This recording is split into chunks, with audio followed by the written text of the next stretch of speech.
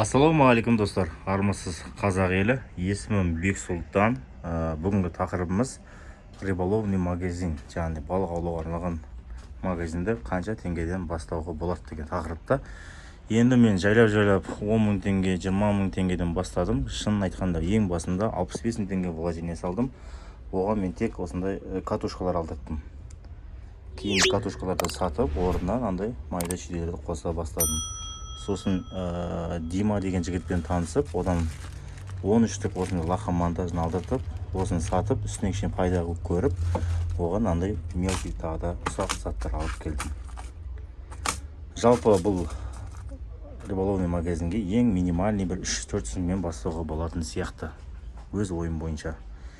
Менің 2023-тің соңына қарай, ноябрь айында, 2022 ноябрь айларында осы аксессуармен бастадым жұмысымды. Көрсеңіздер болады. Осылай жайлап бастайсыздар. Оны Акула деген бізде магазин болған. Ол жігіт дүкенін жапқаннан кейін сразу маған ұсынды. Сен енді оқырмандарың көп, осы балық саласын түсінесің, осы кәсіпті бастап көрсей қосымша ретінде енді алып қойған заттарым да бар ғой. Мен бұған да біраз вложение бөліп тастағам. Аксессуарларға байқасаңыздар. Мен бутиктің ішінде, базардың бутигінде отыр. Бұған енді вложение салған жоқпын. Бұл салсаң, бұл кішкене бір әдем болып қалатын еді. Жайлап бастап жатырмыз. Анда қармақтарды алып келеміз. Оптың 13-тен алдыртып жатырмыз. Ағаларымызға айтып, түсіндіріп, енді рыболовный магазин ашқан таныс ағаларымыз болса, қолдау болады екен. Мен өзім риза болдым. Аяққа тұрып кетсем болады. Бізде ақырын бастағанбыз деп, сонымен бір магазин ашқан, 2 магазин ашқан. Сосын Түркістаннан Асик деген жігіт бар, Түркістан қаласының тумасы. Сол жігітпен де ақылдасып, сұрасып, қалай істесем болатын, олар қанша сатып болады, үстіне қанша қою керек. Сол жігіт ақылдасып айтты. Енді бастапқыда үстіне 10 теңге, 20 теңге, 100 теңге, 500 теңгеден көресің. Кейін жайлап қоса бересің деді. Бірден бәрі бола қоймас. 4,5 теңгелік осындай наборлар құрастырып жатырмыз қазір. 3,5 еді таяғы, 1,5 теңгелік кобра несі, катушкасы және 500 теңгелік леска оралынады оған. Дайын поплавогымен, осы тұрысы 4,5 теңгеден. Поплавоктар бізде 1 граммнан бастап 50 граммға дейін бар. 1 грамм, 50 граммтар жақта тұр. Жайлап таныстыра кетейін. Қолда бар тауарларды. Бойлар 14 миллиметрлік, 3,5 теңгеден, қалғандары 2100-ден. Фонариктер бар, насостар бар 3,000 теңгеден, 2,000 теңгелік фонариктер бар, 5500 теңгелік фонариктер бар қолда. Және на фонарик риза болдым.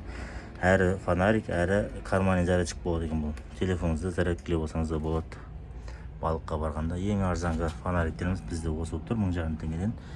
Кәдімгі батарейкамен істейді. Насостар, қайыққа арналған насостар да бар. Сосын үлкен андай фонариктер де бар. Сондай газ баллончиктер бар. Бағасы 400 теңгеден. Келіп көрсеңіздер бар. Садоктар бар. 2,5 теңгеден бастап 3,5-ға дейін. 3 бөлікті, 4 бөлікті, 5 бөлікті болып бөлінеді олар. Бомбышкаларымыз бар әртүрлі размерде. Барлығы бір бағада. 7-лік бар, 12-лік бар. Қандай түрлері бар? 7-лік, 12-лік, 10-дық бар екен. 10-дық бар екен. Колокольчиктер 70 теңгеден. Басы фонарик бар 70 теңгеден. 500 теңгеден лескеміз бар 0,5. Мынау 0,25. Макушатниктер аз қалды. Қазір груз тапшы болады. Сезон ғой енді. Макушатник. Асунаның жұмысымды мен сол макушатниктен бастағанмын. Қолда бар тауарлар бар жігіттер. 5500 теңгелік акция қармақтары да бар. Дайын міне.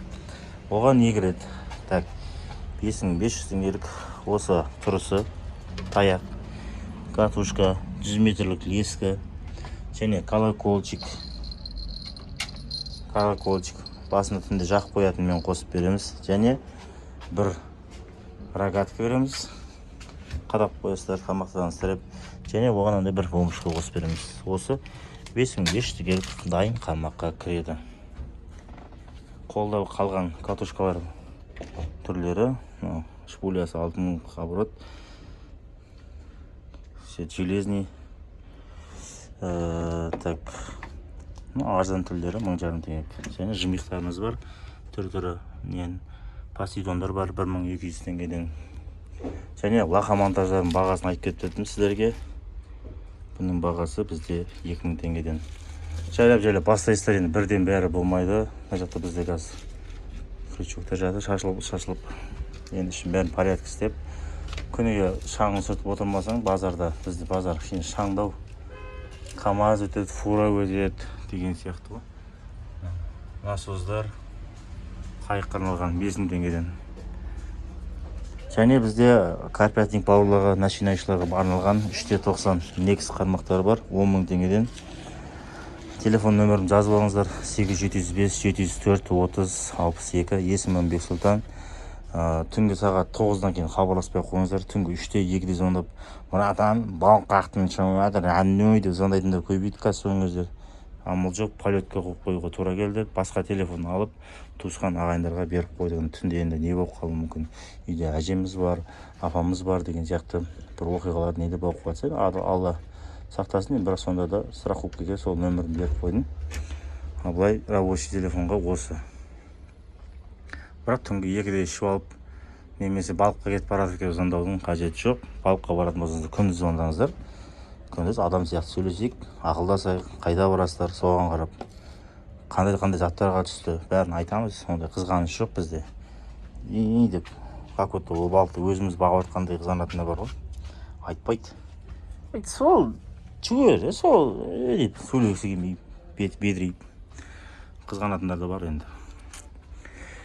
Келіңіздер, қолдарыңыз бос болса, осы дүкеннің іші, аксессуарлар да бар, енді азын-аулақ. iPhone ұстайтын бауырларымызға арналған көлеңкі қылайын. 10 000 теңгеден адаптерлер бар, 1 минут 3%. Дәл соның копиясы бар, 2,5 теңгеден. Жалпы фонариктер бар, отау антеннасы деген сияқты. Жай бастаймыз. Мен башты бір 3 жылдай өз-өзіме келе алмай жүрдім. Себебі мен 2016, 2017, 18 жылға дейін 3 жыл бойы кино саласында жүрдім. Киноға түстім.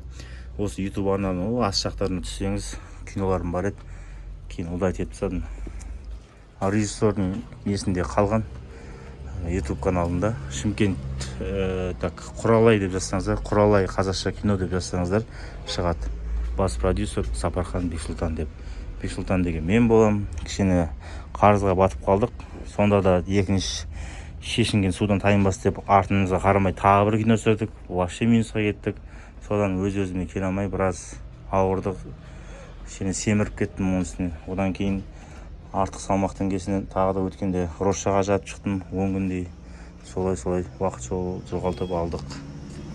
Аллахтың қалауымен қайтып түзеліп келіп жатырмыз. Жай бастап жатырмыз. Бауырларым бар, нелерім бар. Поддержка беріп, көмек беріп, қарасып жатыр. Ондай кезде бір ақшалай емес, бір жылы сөздің өзі кәдімгідей адамды көтеріп қояды. Жұмыс орныңыз болса, таңертең келем, кешке қайтам. Тек Теле2-мен ғана жұмыс істеп жатырмын. Басқа абоненттермен жұмысқа кірсам еді, өйткені басында көп нөмір алу керек олардан. Билайн деген сияқтылармен жұмыс істеу керек көп тұрса. Жақсы өтетін нөмірлердің бірі ғой. Жайлап өз бастайсыздар енді. Бірден құнықпаңыздар, бірден ашықпаңыздар. Өзіңіз балыққа қызығатын жан болсаңыз, жайлап зерттеңіз, қай базардан алуға болады. Мысалы, Жібек жолы базарын таңдаған себебім, бұл базар 24 сағат жұмыс істейді. Кез келген уақытта ашық. Ішінде машинамен кіре аласыздар. Үлкен базар. Алматыдағы Алтын Орда сияқты. Үлкен базар.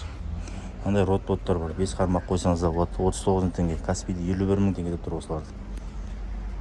450 теңгеден рогаткілер. 10,5 теңгеден одиночныйлер. Сигнализатор қойып қойсыздар ана жерге. Спингистке арналған қармақтарымыз бар. 2 түрі қалды. 7,5 теңгеден болады. Қалғандары 5,5 мың, мыналар 3,5 теңгеден. 3 000 теңгеден беремін сіздерге. 3 000 теңгеден. 2-де 40. Садоктар 800 теңгеден. Мынаусы 3,5 теңгеден. Үлкен 5 бөлшекті тұрады. Жұмыс алдым. Ремонт телефоннан бастаған, басында кейін жайлап аксессуарларды қостым. Ремонт телефон бізде енді экрандар гаранттан келеді. Курелер көп алып кетті соңғы кездері. Мысалы, клиентке экран өзі 8 000 теңге тұратын болса, клиентке 14 000, 13 000 деп айтасың. Неге қымбат дейді. Енді курьердің өзі 2,5 теңге алып тұр. Еще экран істемей қалса, қайта салып жібересің. қайт тексеріп аласың. Осы қырылыс үстіне қалатын 1-2 мың теңге. Ақырында қой дедім, осы 2 мың теңгені осы жерде отырып тауып берші деп. Сол достар, арнамыздан алыстамаңыздар, YouTube арнамызға жазылып қойыңыздар. Қолда бардың қадірін біліңіздер, денсаулықтарыңызды күтіңіздер. Мұздай су ішіп, шектерін суықтатып алмаңыздар. Жайлап болады бәрі өмірде. Жолыңыз болмай қиналып жүрсеңіз, кішкене Алладан сұрақ қойыңыздар, жылап түнде қарап. Алла бәрін беруші, Алла бәрін көруші. Алла деп жүрсеңіздер, өлмейсіздер. Алла сізді қалдырмайды. Сондықтан да бір-бірлеріңізді арламаңыздар, бір-біріңіздің нанын жемеңіздер, біреуді алдамаңыздар. Дүние үшін өз бауырын качаққа тығып айтқандар көп қазір. Мысалы, ойбай інім миллион алып бер, ертең жауап берем деп қашып кетіп жоқ боп өз туған інілерін қораға тығып атқандар да бар. Өз келінін, өз інісін, өзінің туысын қазір аяп атқан жоқ жұрттар қарасам. Бақ талас дейді, дүниеге талас. Әкемнің малы маған керек, шешемнің малы маған керек деп. Шешесі өлсе, шешесінің пенсиясына таласатындар көбейді қазір.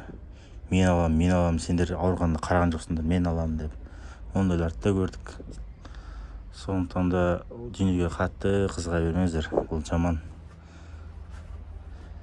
Бейбіт ағамыз айтты, ақша деген жаман, мал қылып жібереді деп. Сол таза мал боласыздар. Қатты ақшаға қызыға бермеңіздер, ақшаның соңына жете алмайсыздар. Бір күн қатты ауырасыз, сол кезде түсінесіз. Сонда осы уақытқа дейін мен не істедім, не үшін жүрдім деп.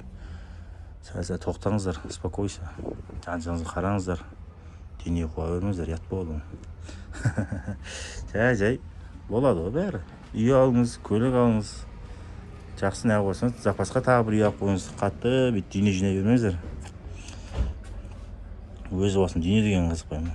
Міне мен қарапайым жүрмін. Базардағы 4 мың теңгелік шалбар шығар. Шлепке 2,5 мың теңгелік. Носки кие алмаймын. Носки күзде ғана киеміз. Футбол 3,5 мың теңге тұратын жер. Бір әдемі болып киініп алу керек, негізі істеп қоясың, жүресің қаяқтан. Бір футболка, бір шалбармен шығып кетесің жаздан. Тихара. Әйел адам сияқтандай құмар емеспіз ғой бізде. Киінуге, неге. Олардың көзқарасы басқа, өмірге деген, біздікі басқа деген сияқты. Жақсы достар, тақырыптан ауқымайық. Жақсылап Риболовный магазин ашуды қаласаңыздар, ағаларыңызбен өзіңіздің ауылыңыздағы, өзіңіздің ауданыңыздағы осы жолдан өткен ағаларыңыздан сұраңыздар. Қызғанбайтын деп ойлаймын, ол кісілер үйретеді деп ойлаймын. Қызғанатын болса, айтқысы келмесе, басқа магазинге барыңыз. Қызғанатындар болады, өзі іштарлық болып. Ой, бүйтесің, сол 200 теңгеден аласың, деп сөйлегісі келмей тұратындар болады, ырбиып. Онда Риболовный магазин ендігі бармаңыздар. Мыңмен қашып кетіңіздер. Ол айтпайды, іші тар да, іші. Сырта кең көп тұрғанмен, іші тар болып тұрады, айтқысы келмей. Басқа Риболовный магазин, басқа ол айтпаса да басқа айтады ғой. Ол ғана еместер, ауылда, ауданда. Жақсы достар, арнамыздан алыстамаңыздар, лайк басып қолдап кетіңіздер. Айтпақшы достар, өзіме бадамға, маринка улауға мынандай пополочный қармақ құрастыр болдым. Че там, серьезный ма? Где-то таяқтың өзі 15 мың, 14 мың теңге тұрады. Катушка, өзім катушкам ғой, Шардарға апарып жүрген. Осы Атенза деген ұнады маған ше, зор екен катушка. 5 мың теңгеден ба тұрады. Осыны құдай қаласа шығарам, жақсы видео түсірем. Жақсы достар, арнамыздан алыстамаңыздар, лайк басып қолдап кетіңіздер. Шымкент фишинг арнасы. Сұрақтарыңыз болса, нөмірді жаттап алдыңыздар. Беталды хабарласпайын, беталды звондаумен өтірік деп отырмаңыздар. Түнгі 11-де звондап тұрмаңыздар. Балық қаяқтан шығып жатыр, неге түсіп жатыр деп. Мен балыққа күніге шыға бермеймін, айына бір рет шығам. Өйткені менде көлік жоқ. Өйткені менде оған қайта бара беретін жағдай жоқ. Жақсы достар, арнамыздан алыстамаңыздар. Хош, сау болыңыздар.